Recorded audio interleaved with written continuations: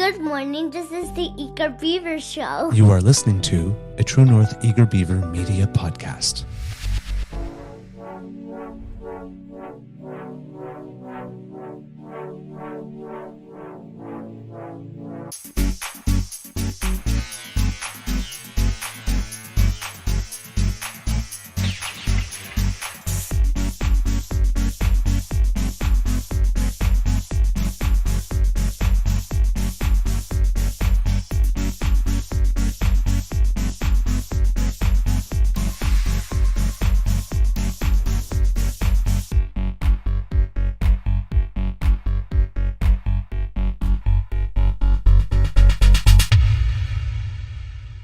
The True North Eager Beaver podcasts are proudly brought to you by our founding sponsors, the Miss V Mysteries from Corvid Moon Publishing, your source for science fiction, fantasy, and cozy mysteries featuring a broad diversity of characters. CanadianTarot.com, your uniquely Canadian online eclectic tarot community and forum, and the Peppermaster, hot pepper sauces made from fresh farm ingredients to thrill your taste buds and expand your mind.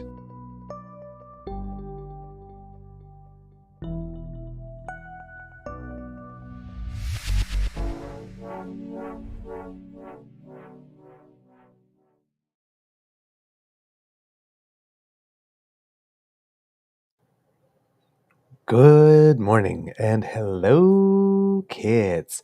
Welcome to season 3 and episode number 286 of the Daily Beaver Morning Show here on the Cryo Media Network. Ooh. Today, recording day is Tuesday, January 2nd. Yes, 2024. I do not know why I'm having trouble with dates the last 2 days, but it should be easy. 1, 2. Even when I was programming the show the other time and near the end of the year, when you go on Twitter to program, it puts you 5 days ahead. So I was putting December 31st and then I was pressing save, but it was saving December 31st, 2024. And it's like I noticed, it's like, oh God, I have to go back and redo all the work. Seriously, why can't they just put it to today? Just set the date to today. Year ahead. Yeah. So, I've been having trouble with numbers. Apparently, numbers are hard. So there you go. Well, yeah. Math is hard. Oh, man. All right. I'm your host, the Eager Beaver, pronouns he, him, hey, Mr. Beaver A. And with me, as always, is my good friend, Mr. Grizzly. A big thank you goes to our podcast founding sponsors, the Peppermaster, the Miss V Mysteries from Corvid Moon Publishing, and CanadianTarot.com. We have a nibble for you today because I assume it's back to the daily grind. Back to the daily grind. Back to the office today. All right. But before we do anything else, let's ask Mr. Grizzly. We had a little chat before we went on air, but for the benefit of all the kids, how your mental health is doing today, sir? Honestly, it's off. I woke up at 2 o'clock this morning, couldn't get back to sleep, and then anxious thoughts start creeping in, and stupid anxious thoughts like, did I pay that bill? Do I have enough money to pay that bill? Do I have to be at the thing at a certain time? Like, ridiculous things. And I was, okay, Paul, clear your brain, clear your mind. No, couldn't do it. And I couldn't get back to sleep. I fell asleep probably around 5 when the alarm went off, and then woke up at 6 and then hit snooze for 30 minutes till I climbed out of bed at 6:30. And here we are. I'm not there. I'm in body, but not mind. I'm in a similar state. Not last night, but the 2 nights before, no sleep at all. Like not even. I didn't even yawn. Oh, no? So no signal from my body to go to bed. I had a bit of a nap 2 days ago for about an hour and a half. Yesterday, around 3 o'clock, I was actually a little earlier. A really weird thing happened that never happened to me, even with all my insomnia that I've had. Mm-hmm. I was standing up in the kitchen like this, and I was eating a piece of toast like this. And I fell asleep standing up, and I was tilting forward, face down, into the counter in front when I woke up, as I was waking up, and caught myself. So I went to bed and did sleep for a bit. I slept like from about 3 till about 8:30. So I Mhm. basically got what my normal night's sleep is. Right. And then Just at a different time. just at a different time. And then because my Beaver sweetie came home yesterday, because he was with family, we did our New Year's. So I made a lovely dinner, and at midnight we counted down and we toasted some champagne, and we went outside. It seems it's a Romanian tradition. We went outside and we lit some sparklers Mhm. just to celebrate it in the new year. And I did that the night before with them because they videoed in afterwards, Okay. which was nice. So I got to celebrate the actual one. And then about, an hour later, we went to bed. And I did fall asleep, and I had that same recurring nightmare that's not really a nightmare in the sense that, it's not like I was like falling off a plane or something, or somebody terrible was chasing me. But once again, I was in a play, and uh, for some reason I forgot it was dress rehearsal night. Mhm. So I thought, okay, for some reason I can't remember my lines. Oh, that would throw you for a loop, wouldn't it? Yeah, and it's like, but we're coming close to dress rehearsal night. But it's like, Mhm. but we're in that phase of the rehearsals where you're not allowed to call line anymore. You just have to figure it out, because if something goes wrong on stage, you need to find. You can't look for line when you're on stage during the play. You gotta, You got to figure it out. fumble your way through it. Yeah, or improvise something or whatever. So, well, I thought, okay, well, exceptionally tonight, I'll just explain them that, I haven't slept and I just can't recall stuff, and I'll call line and people will indulge me. And as I'm looking out, um, no, it's dress rehearsal night, and we have a full audience with critics. Yeah, that's So now, terrifying. now I'm thinking, okay, I'm going to need to ask somebody for permission to do it with the script in hand. Because Mhm. sometimes when you have to replace someone at the last minute, for a while, you need somebody who has script in hand. And I was running all around, and I finally got the permission to do that. And then my lines are not in my script Mhm. at all. Yeah, that's gonna mess you up. So then I'm running all over the place, and I'm asking for someone to go on stage to say, sorry, this show is canceled. Actually, I'm just leafing through the script, like trying to desperately find lines so I can like remember the next scene so I can get on and do something and at least keep the show going somehow. That doesn't happen. And I can't find the director anymore. I can't find the stage manager anymore. None of the castmates want to go make the announcement. And I'm Good, about to good go for on you.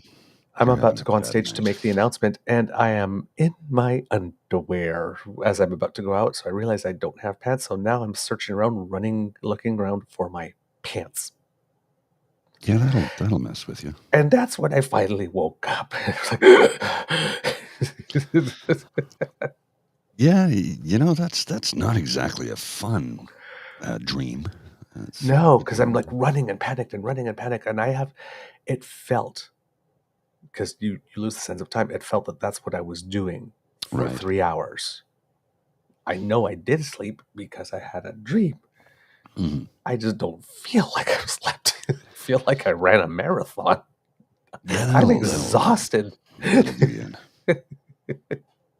I spent so much time running. Oh man.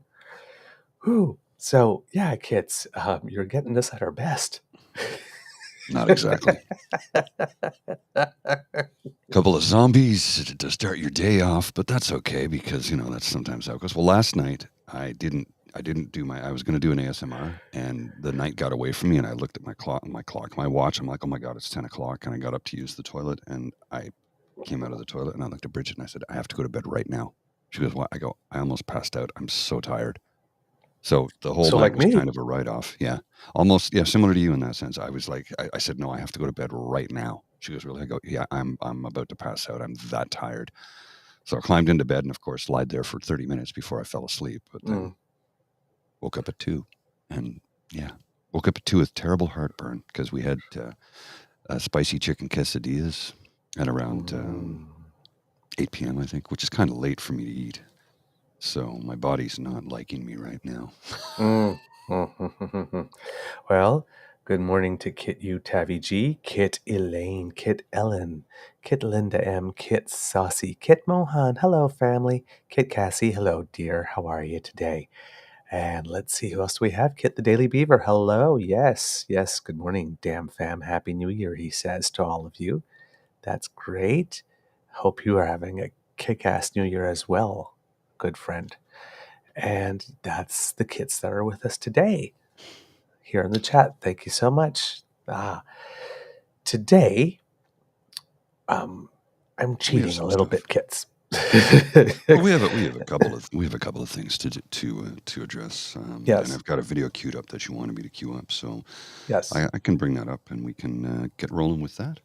All right, let's do that.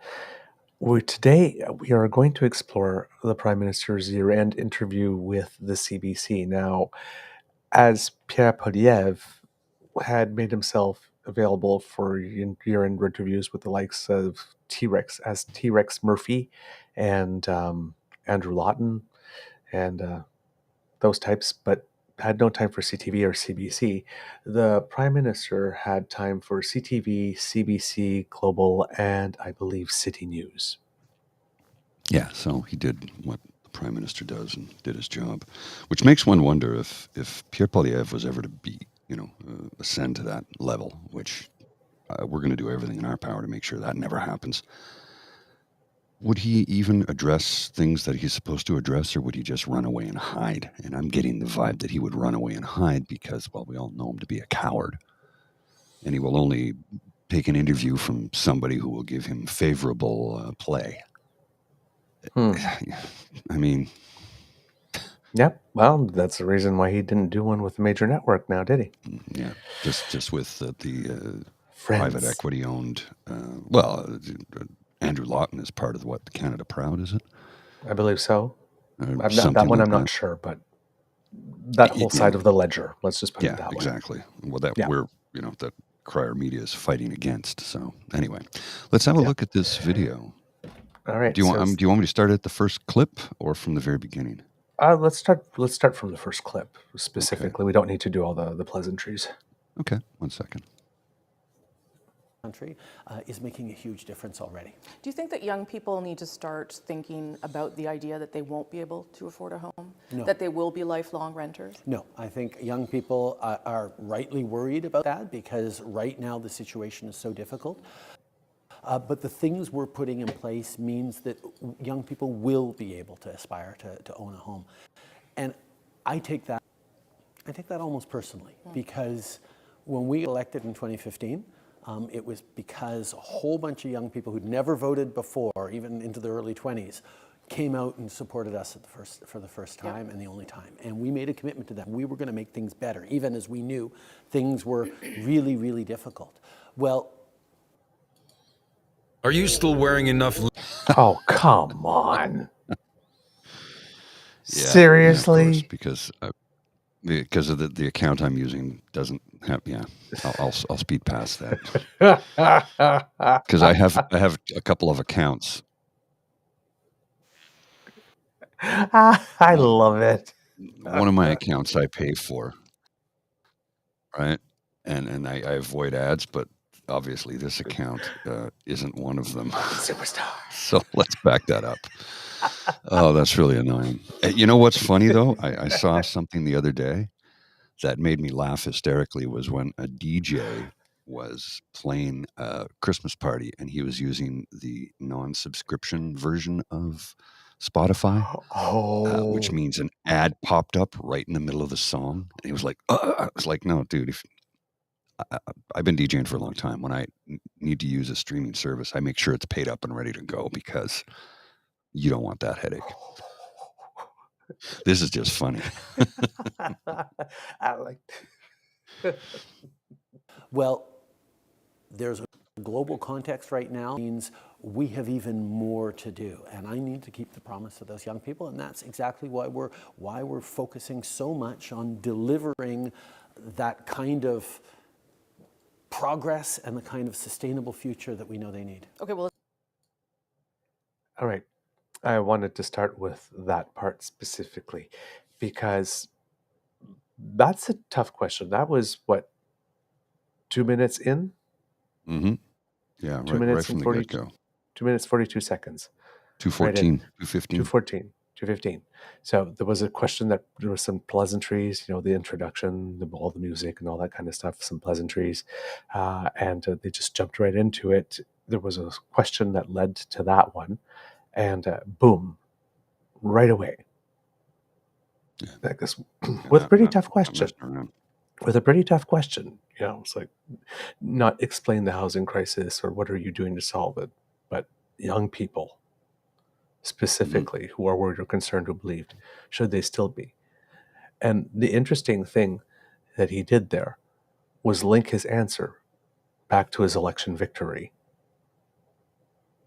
His first Which one. is something the cons do all the time, right? Yeah.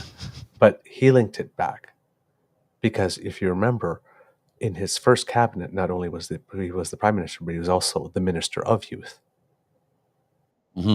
And in that election campaign, there were things such as legalization of marijuana and all those things that would appeal to young Canadians.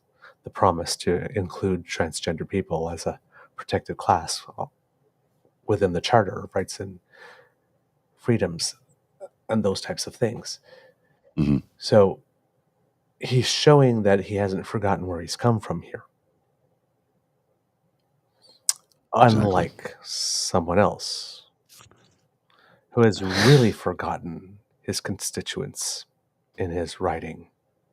You think? Yep, which has led to a man named Bruce Fanjoy having decided a good while ago Yes. that Carleton deserved better.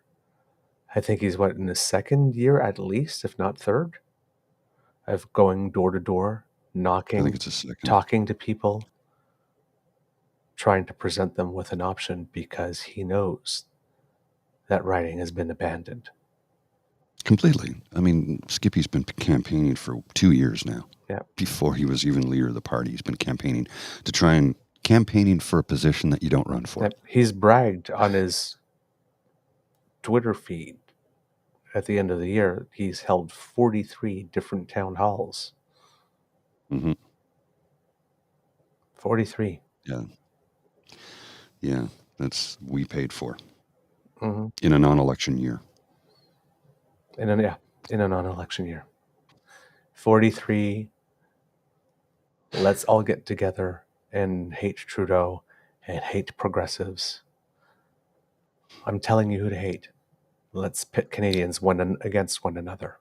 Rallies. And like I said, we paid for it because it's all tax dollars that maybe portions of funds he's raised to rent the hall have been privately funded, but the travel is expenses.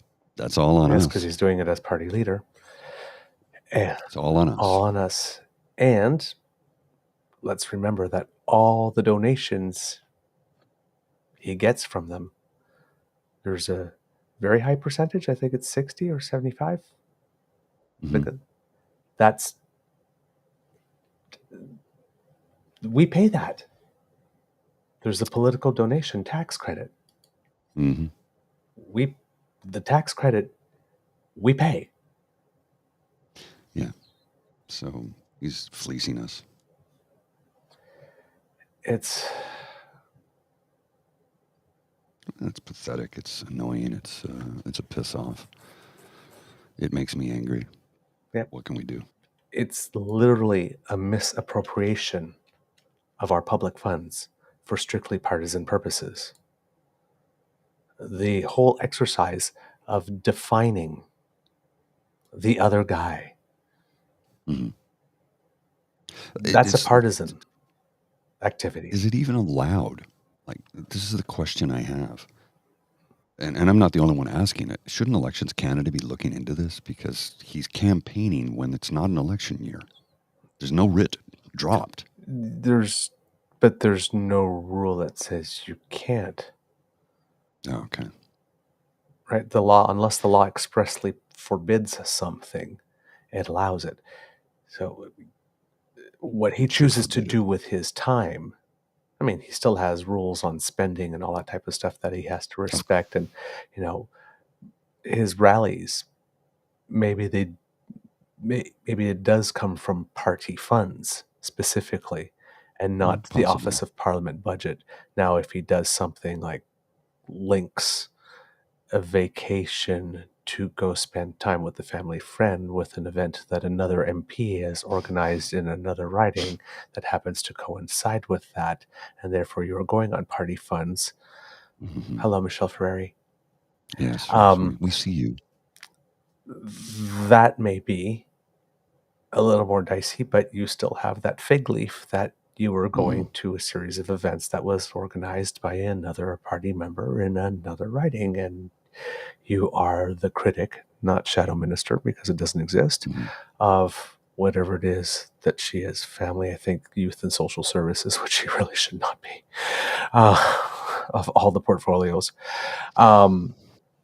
You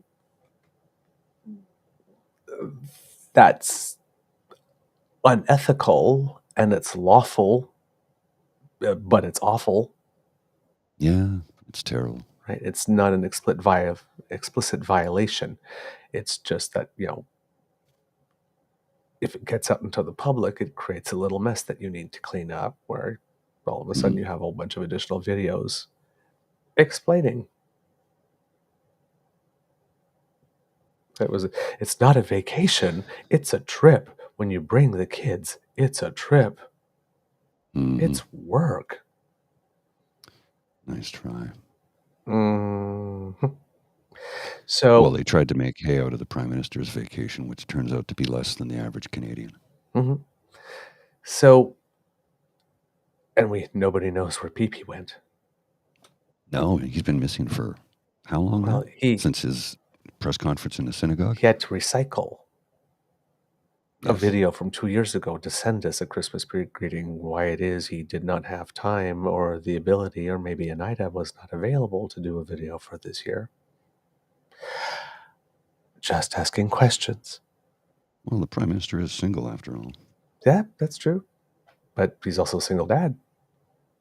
Yeah. When he has the custody of the kids.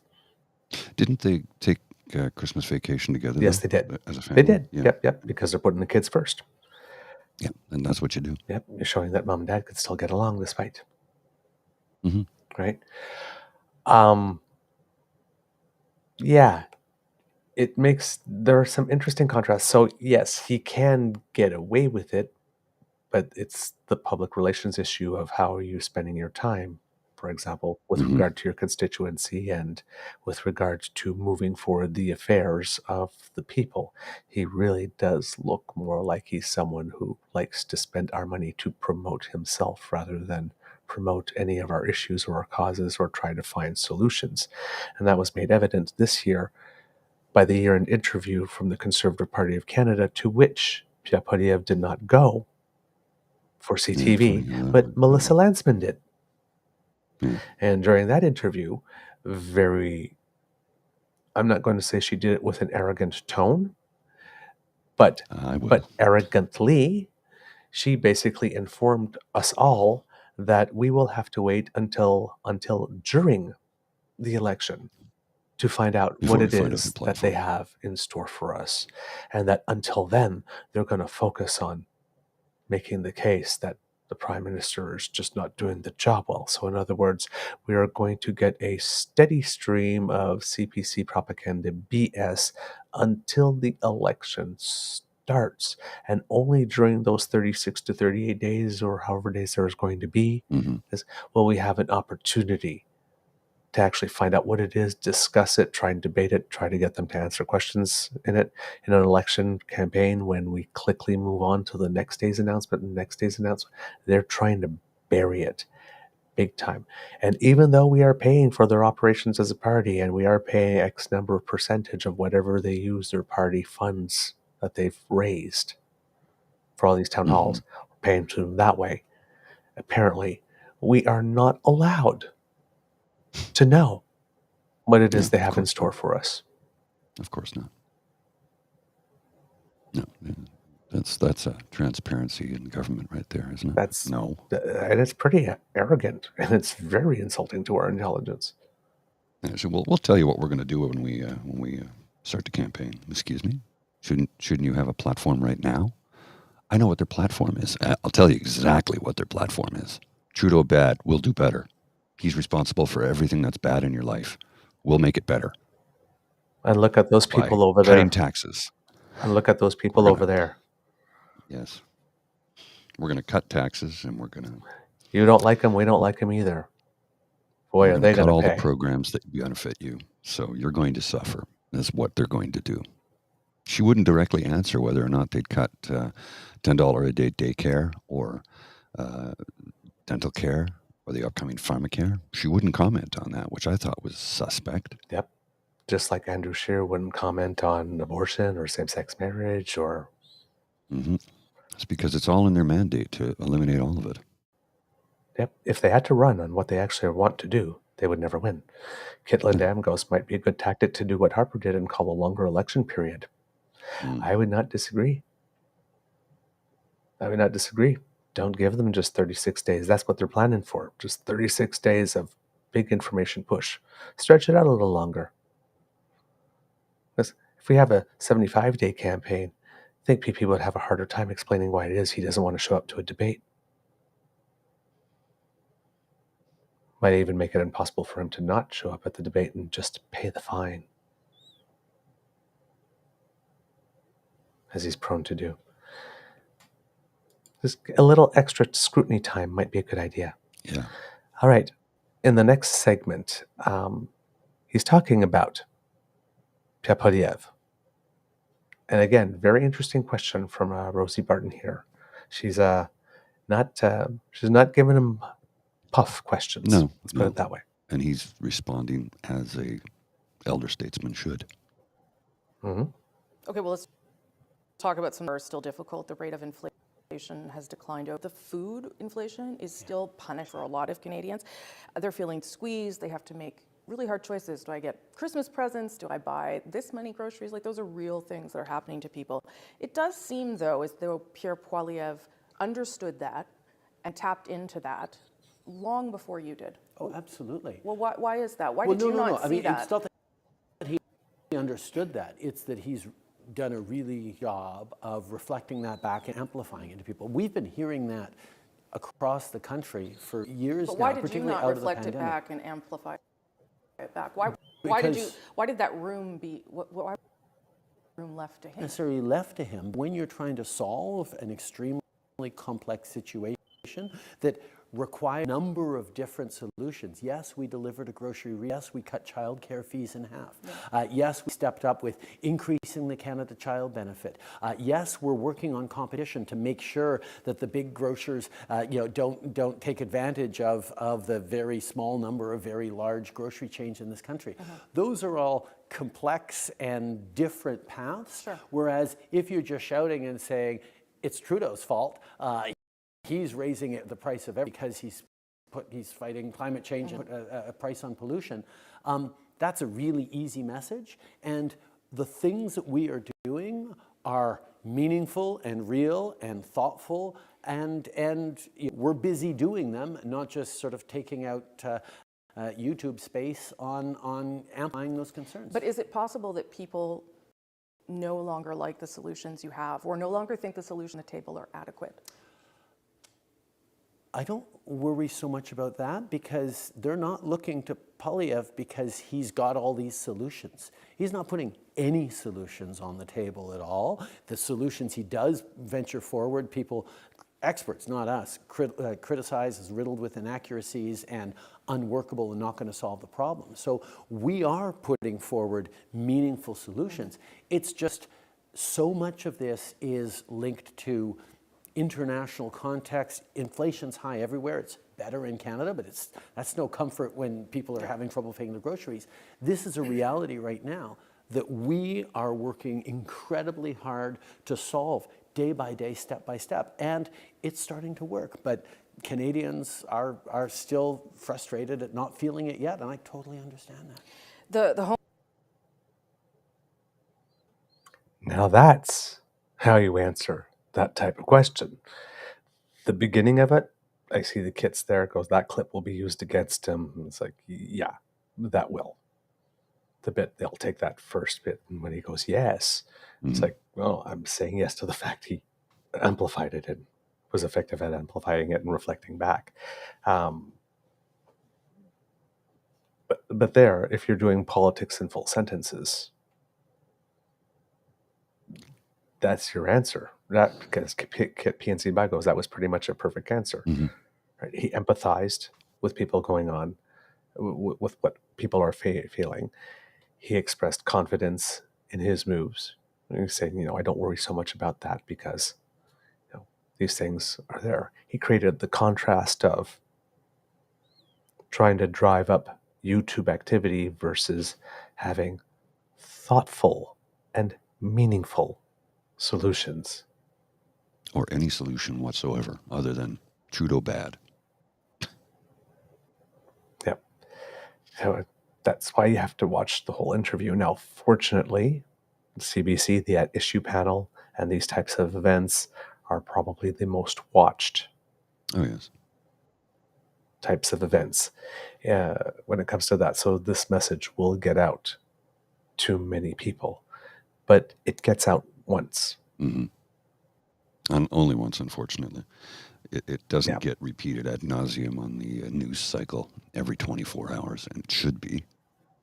It should be, because you know that the cons will recycle whatever they can, every opportunity they get. And, let me rephrase that. And I've been trying to correct myself. The reformers, because they're not conservatives, the reformers will regurgitate. I mean, how many times have they regurgitated Skippy eating an apple being an arsehole to a small town newspaper editor? This type of answer is a fulsome answer. It's what you want. It's what you expect. And you would think that the response of media would be, the Prime Minister can answer these questions this way. Why can't you? The Prime Minister headline, Prime Minister draws contrast with Poilievre as being empty.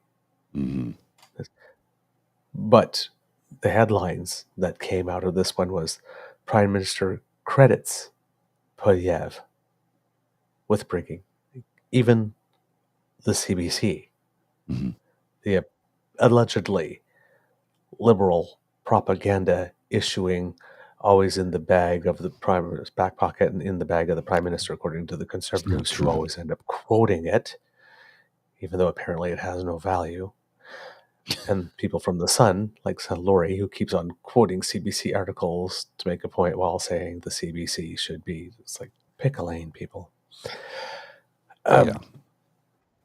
It's either propaganda or it's not. But you can't be using it to prove your point when it writes something unflattering about the Prime Minister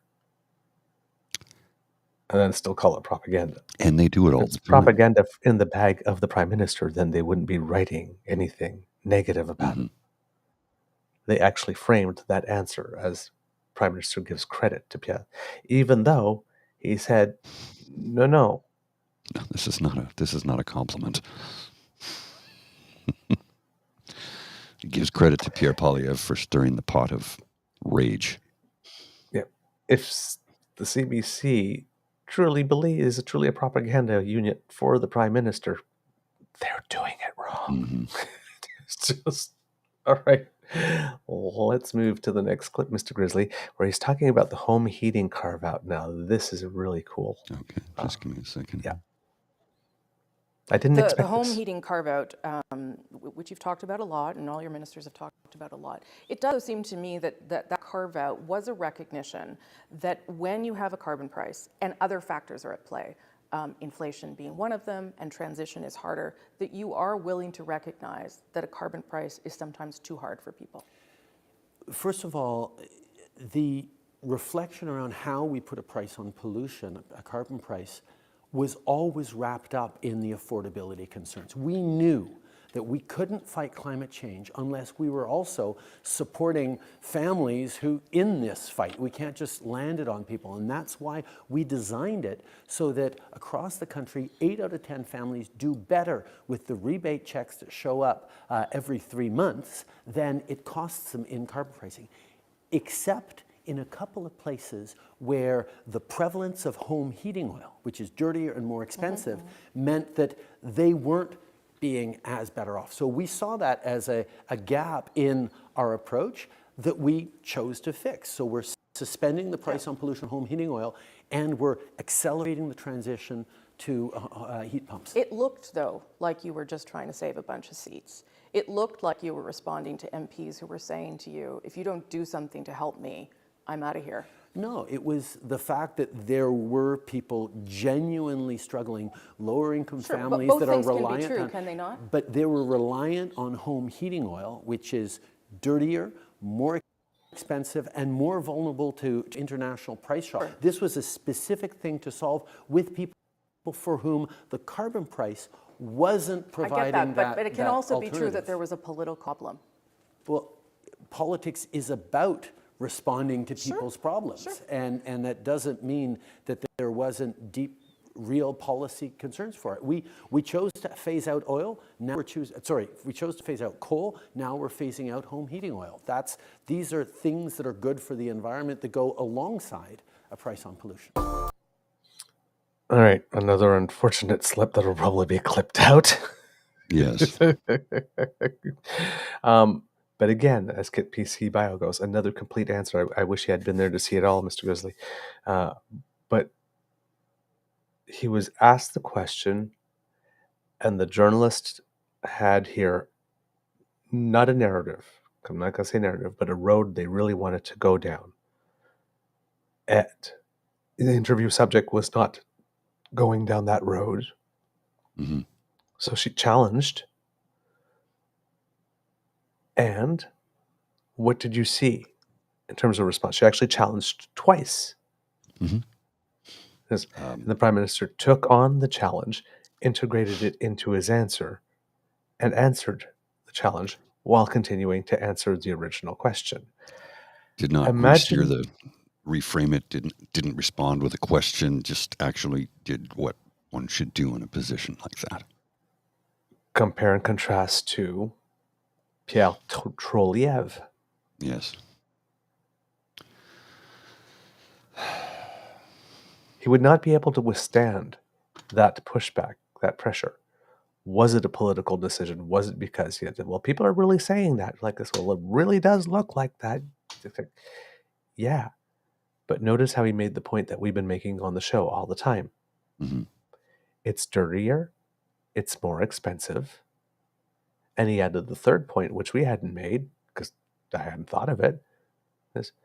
But as everybody is making the argument, oh, they're getting preferential treatment, they were being the opposite of preferentially affected by the fact of the reality of carbon pricing on home heating oil specifically. You have to buy so much more of it. It is dirtier, it is more polluting, yes, and it is more subject to international price shocks. Everybody else has the benefit of a certain stability. Mm-hmm. Yes. And as we said, it's a twofer, right? It actually is meeting the goal of making life more affordable and having everyone treated a little more equally, as well as actually reducing the amount of carbon we issue. So isn't this a net positive? I mean, come on.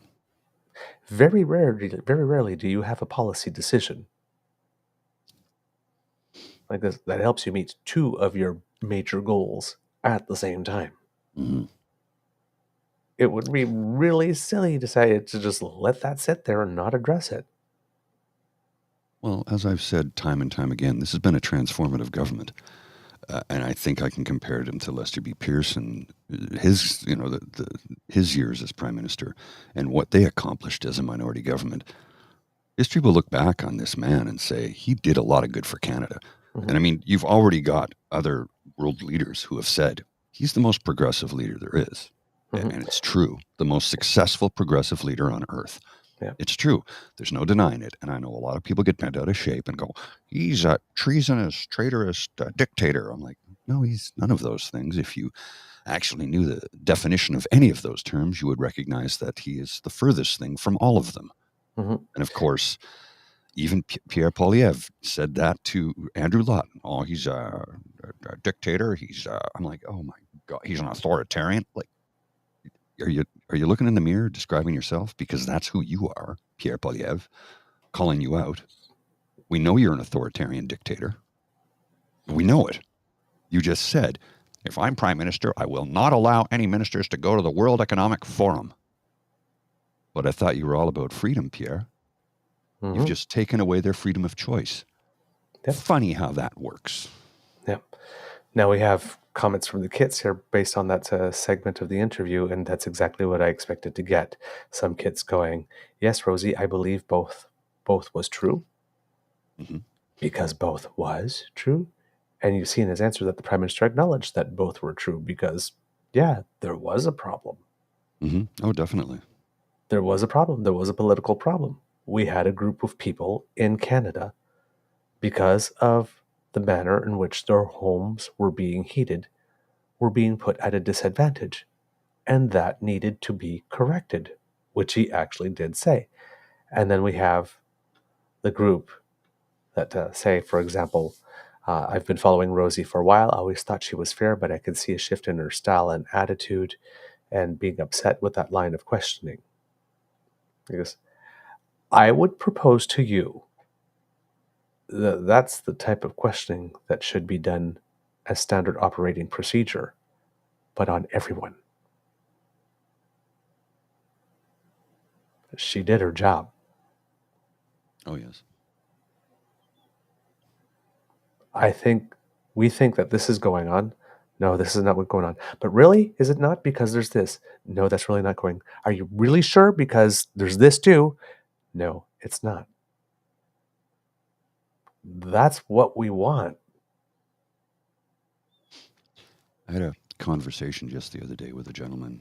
I just met him for the first time, and we had a brief conversation. Told him about the podcast, and I said, I'm center left. I don't deny it. I am. I'm center left. He goes, yeah, but I'm not in love with Trudeau. I just like him for this, that, and the other thing. And I go, I don't love him on everything either. I said, but please tell me, do we have a viable alternative? And he's like, no, absolutely, we do not. We don't have an alternative. And is the one that we have right now minimally competent? He's like, I like Jagmeet Singh when he first got in, and he had the right things to say, but he's gone down the same pathway that Poilievre has. And he says, and Poilievre is just not fit to lead a Boy Scout troop. He's just not fit. I'm like, I know. So like him, love him, or hate him, he's the best alternative we have. He's the single best choice we have to lead this nation. Unless all of a sudden somebody comes along. Yeah. And again, we no longer have a progressive conservative party in this country, as millions of progressive conservatives have come to realize I was abandoned by the party. Charles Adler said it live on national television during an election, and it broke him emotionally. Kit Cassie mentions it frequently in the chat here. Yes. Progressive conservatives don't have a home anymore. Yeah. And that's why when we say this show is progressive and not partisan, that's right. We put our biases up front. Mr. Grizzly is probably more progressive even than I am. I'm pretty much right down the center. Mm-hmm. But if I'm supporting a policy that the right describes as really progressive, like the UBI, I'm actually looking at it more from a progressive conservative point of view. Actually, how much are we saving by doing that? That's exactly how I see it. It's a saving program. It's a program that saves, that allows us to have additional money to do other things with, that maybe we can't do progressive things with. Right? Keeping people poor costs us all money. Yeah. So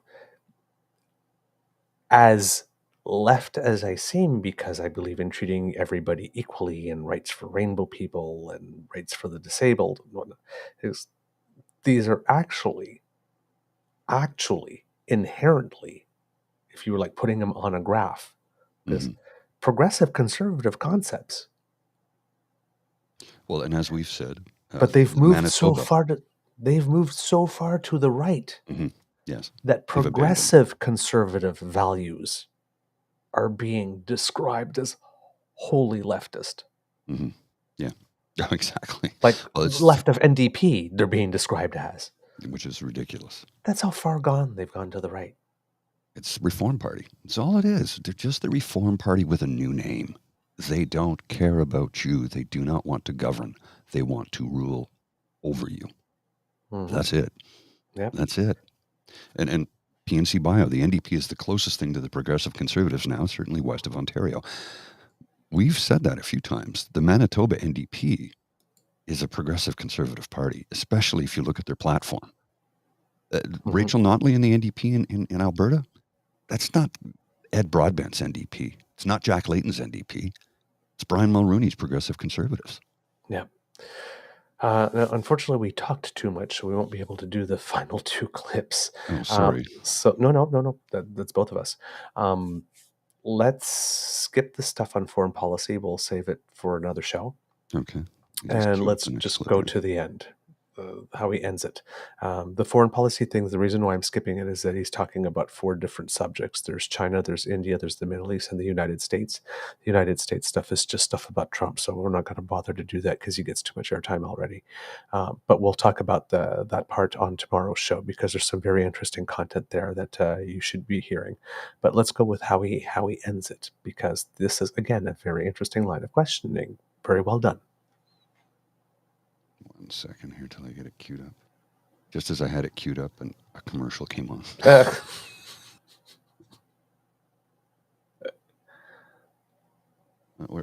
muted it. Sorry. The challenges that Let's people have the question. The Liberal Party and this government. with the I would say So we'll you're set that up struggling again. a little bit too. Is there anything that would convince you to step aside and let someone else lead the Liberal Party and this government? listen, with the challenges that people are facing right now, with the way the world is going now, and everything that we are doing that is making positive differences in a very difficult time that isn't done yet, I wouldn't be the person I am and be willing to walk away from this right now. There is so much important work to continue to do at a time where it is really difficult. It is really challenging. And the global winds that are fitting not just our democracies, but our economies, our social cohesion, mean that the things that we got elected to do, whether it's fighting climate change, reconciliation with Indigenous people, strengthening inclusion and opportunity, and doing it all with a focus on the middle class and people working hard to join it. I think where would we be right now if we hadn't brought in childcare, if we hadn't shown leadership on climate change and drawing in global investments? We have more to do, and right now, all that is going to be at stake in the next election with a very clear choice of either going backwards and doing less or nothing on climate change, on reconciliation, on inclusion, on growing a strong economy in meaningful ways, or do we keep rolling up our sleeves and delivering for Canadians? You also had some personal challenges, some changes in your life, in your family and your separation with your wife. I wonder whether you think, now that you've had a little time to consider it perhaps, whether it affected your ability to focus on your job? Because those are some heavy things happening in the background. There were, I wouldn't... I got to think about, I realize as a journalist, it's a question that she needs to ask. Yep. I get it. And it was a legitimate question. Yes, it is. It is a legitimate question. Still kind of. And I know that's why I wanted to play this section, because I know there will be reactions. Why is she asking these? She's asking these because these are the things that are being set up by the other side, and she's giving him an opportunity to push back. Right? It's what you do with the question. It's like people are asking the question has been asked, and these are fair questions. It is a fair question. Has it affected your ability to do your job? That's a legitimate question. So all this is depends on what color of glasses you watch this through. If you're watching this through rose-colored glasses, thinking, okay, well, not rose-colored, but rosier than the glasses that the Conservatives want us to wear. Let's put it that way. This is a question that's on people's minds. It's an accusation that has been made. I'm giving you an opportunity to respond to it. How you handle the questions up to you. Remember, as you handled the Mhm. pushback in the previous one, by asking and insisting, you're asking someone to really defend what it is that they're saying, to stand up, and you see whether or not the answer falls apart. The answer did Watch the not fall rest of apart this. in the previous section. No, so it's not going to now. So it's not going to. So this is a question. You can't do a year-end interview with a leader of a nation that has had a public divorce Mhm. And ignore it. and not ask the question, because Mhm. everybody watching goes, she didn't ask, right? You're saying, I Yeah. can't No, believe she didn't ask. it's a It's legitimate question. It is. how you ask the question matters. And It's not like he hasn't lived this experience either. exactly. As a child, his father went through the same thing while he was in office. Yep. So let's look at the rest of the answer. I wouldn't say directly because I have an amazing team of extraordinary ministers around who are doing great work. But one of the things that this personal process and personal year has led to me was a renewed focus on the things that really matter. And for me, at the center of it is building a better country and a better future for my kids.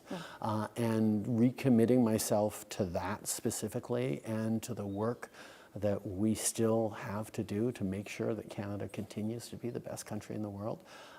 That has given me new energy, and I'm excited about all the very real challenges we're going to face in 2024. Where do you find optimism right now? Because I think that's something Canadians are struggling with, right? I think there is a frustration, anger, impatience, all those things. And I wonder where you find that and where you would tell them to find it. Two things. First of all, a lot of the things that we're putting into place now are going to be delivering in the coming years, as we're seeing inflation getting under control, as we see interest hopefully coming down in sometime in 2024. That's going to take pressure off. As we see $10 a day childcare become a reality across the country. But the building blocks are there. But even that's not even where I draw most of my inspiration from. It's our fellow Canadians. We saw it during the worst forest fire season in history over the summer. The way people stepped up for each other, the way people were there for each other, the way people are there now with food banks, supports, the way communities are coming together. Yeah, they're united in all being mad at the federal government and the governments right now because there's something to be mad about there. But at the same time, those people who throw up their hands and say, oh, Canada's just broken, couldn't be wronger, because Canadians are not broken. They're facing really tough times. But we're doing what we always do as Canadians. We roll up our sleeves, we're there for our neighbors, we lean into the headwinds, and we succeed. Some people don't buy that, though. I understand how tough it is right now. But what people need to be looking for is who is actually looking to solve the challenges we're facing, and who's just looking to exploit them or amplify them. And that is going to be the choice that will shape the next 2 years in politics. Prime Minister, thank you for your time. I appreciate it. Perfect answers. Well, that was, yeah. Perfect answers. That's how you handle those questions. They are legitimate questions. It's not a low blow to ask. No. It's only a low blow to ask if you don't have an answer. And you try and avoid the answer. Yeah. Says Kitsasi goes, interesting, that answer makes me feel Sophie was done and he couldn't risk leaving the helm. Pure speculation on my part. I share that exact same speculation, Kitsasi. Same thing. Can't go now. It's like, hey, I signed on for 8 years. That was it. And look what's happening. Look at the tide. Look at this stuff, like what they do to our kids. Look what they do to us. Look at, they go to an event like this and they're throwing rocks at you. It's like, I do not want to get a phone call that you were at a town hall and something happened. I don't like that they're bringing our kids into it just because you decided to take them to see Barbie. Like this. Yeah, and all of it, because right? remember when he took his son to see Barbie, it wasn't just like virtue signaling went right. It's like, hey, is that your husband, your new boyfriend? And then when he took his daughter to see Oppenheimer because of what she was wearing. Yeah, slappy one. They labeled it Kroppenheimer. Yeah. So right. I can I understand believe, someone saying, you know what, I'm out. yeah. Oh, and I think you're right about that, Ree. I honestly do. I think she just said, I can't take this anymore. It's gotten worse since we first got here, and I just can't handle it. And I understand that you're only human, and you have limitations on what you can deal with. And and Sophie's been out of the spotlight for a while. Mm-hmm. She's been avoiding the limelight for a long time, probably because she's like, no matter what I do, they're going to pillory me. So screw it. I'm just going to step back in the shadows. And I think you're right. She just said, I can't do this anymore. I'm out. And he's like, I can't leave now. Mm-hmm. There are 40 million Canadians that need leadership and guidance. And look at the alternative. And I'm the son of a prime minister. Yes. Who is also transformative. Mm-hmm. So, and here you have an interesting battle where the minions and the trolls on the conservative side are calling the Trudeau marriage a sham marriage because, well, of course, everything's I'm rubber, you're glue. When we looking at the Polyev marriage, there's lots of speculation as to whether or not it was a white wedding. Mm-hmm. First of all, and then you see the awkward videos and whether or not it's trying too hard, and then we're asking why it is he doesn't go to get his EDSA security clearance. Well, that would mean looking into certain things about people with whom he's now associated, including his spouse and her family. And he's not going for it. And then you look at a couple that just split up. So everybody's wondering if that one is actually the sham marriage. So, of course, I'm rubber, you're blue. No, the Trudeau's was a sham marriage as registered by as evidenced by the divorce. That's a fact. It's not a fact. None of us know the reason why the divorce happened. The Prime Minister hasn't speculated or talked about it in public. Well, they're not even divorced yet. They're just separated. Yes. Well, they're separated. So nobody's talked about that. But there have been plenty a union that have been dissolved by the mere fact of intensity of the spotlight when you're a public figure. Well, the amount of rumors floating around about Lorraine Harper, that she was rainbow, that she had a girlfriend, that she was dating an RCMP officer that was on the security detail. They were all just that, rumors. None of it was true. None of it was true. And I'd read these things and I'd hear about them and I'd discuss them with people and I go, I don't think any of that is true. I remember I heard some of them. Then I had a chance to meet Ms. Harper a couple of times. Lorraine's a lovely lady. I met her a couple of times. She was very pleasant. Our interactions were very pleasant. I've since seen her regurgitate some Reform Party stuff online that I don't care for. Well, it's not like we're close friends, so me calling her out, it's not going to make a damn bit of difference. She met me twice. We didn't go for tea at the Chateau Laurier. Right. She met me twice when I was working.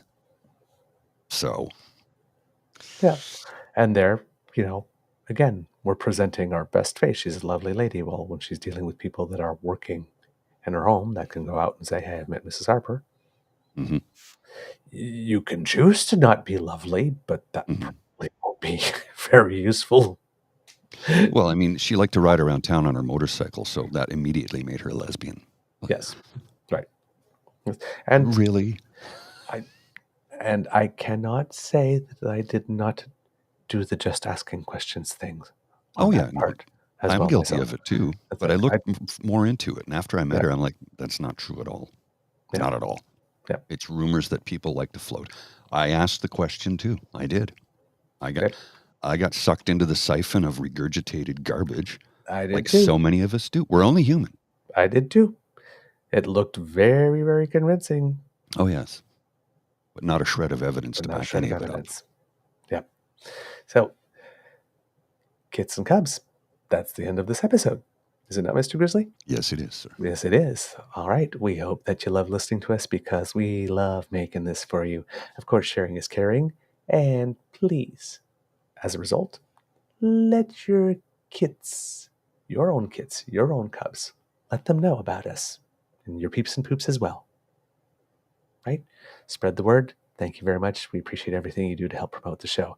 If you would like to make sure that you do not miss an episode, you can go to our Podpage site. That's podpage.com/the True North Eager Beaver, lowercase letters with a hyphen between each one of those words, sponsored by the Ray Girl.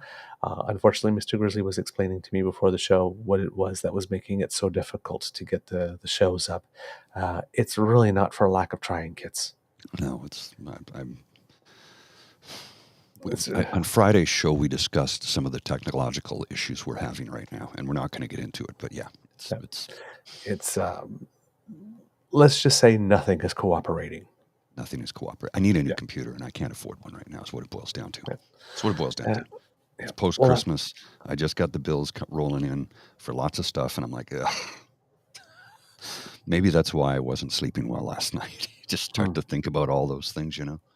Yeah. Let's talk later on. We'll try and arrange something. Yeah. I'll try and arrange something. Because, at one point, you're just going to have a mountain that's going to be so high that of stuff to do that it will be almost impossible to tackle. Insurmountable, yes. Yeah. So let's put our heads together and creatively find a solution. I think I can help there. Okay. All right. Let's see. Kind of got sidetracked there. Our YouTube channel. Yes, there we go. Our True North Eager Beaver Media Incorporated YouTube channel. Go over there and make like a kid Elaine and smash with our buttons. We have a trio of them. They're fun. They're delightful. They're Like, frisky. share, and subscribe. Click all those buttons. They like it when you tickle them. And to all the people that have joined us recently, welcome and thank you very much. And if you would like to help us to do more and you'd like to encourage us to do that, well, after you've paid all your Christmas bills, you go to your coffee page, or our coffee page, not yours. Well, I mean, it is yours because the Beaver Lodge is your home too, but yes, the coffee page there, to which Mr. Grizzly's pointing up there. If you scan that, but if you're not watching and you're listening later on, eventually, you go to our coffee page. It's weird where we are in time when you're doing two products at the same time. Yes. That's ko-fi.com/eagerbeaver, lowercase letters.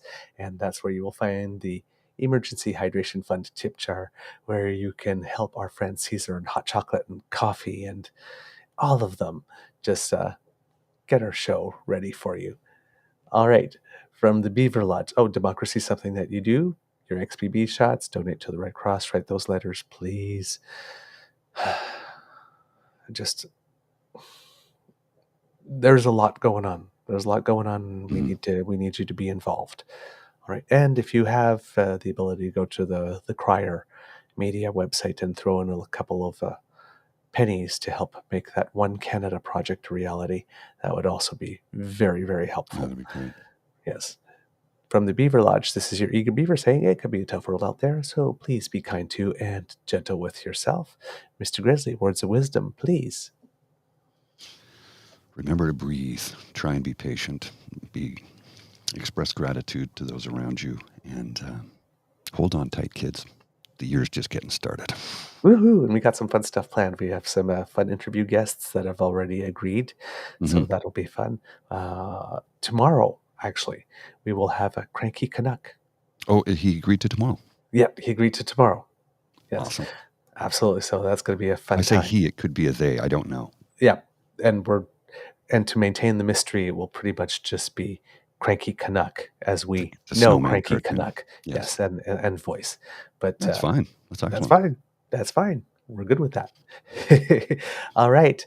Mr. Grizzly, please roll the credits.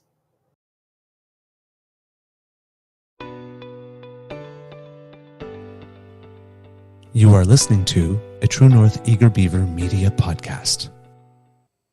The True North Eager Beaver podcasts are proudly brought to you by our founding sponsors, the Miss V Mysteries from Corvid Moon Publishing, your source for science fiction, fantasy, and cozy mysteries featuring a broad diversity of characters. CanadianTarot.com, your uniquely Canadian online eclectic tarot community and forum, and The Peppermaster, hot pepper sauces made from fresh farm ingredients to thrill your taste buds and expand your mind.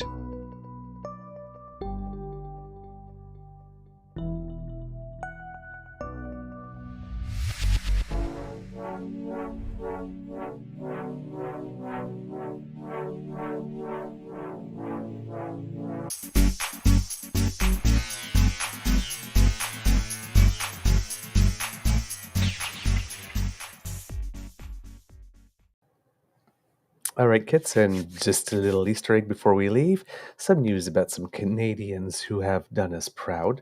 Our alpine ski team had some success over the holiday break, with Cameron Alexander winning bronze in the downhill in Bormio, and Val Grenier taking a 4th place in the giant slalom at her event. So Canadians already now racking up some not even top 10s, top 5s already on the ski hills this year. Summer McIntosh earned Canadian Press's Female Athlete of the Year honor. No surprise. Yep. Shay Gilgis Although I would have thought Alexander. Maggie would have been in there for all the Pan Am medals she got. So Yeah.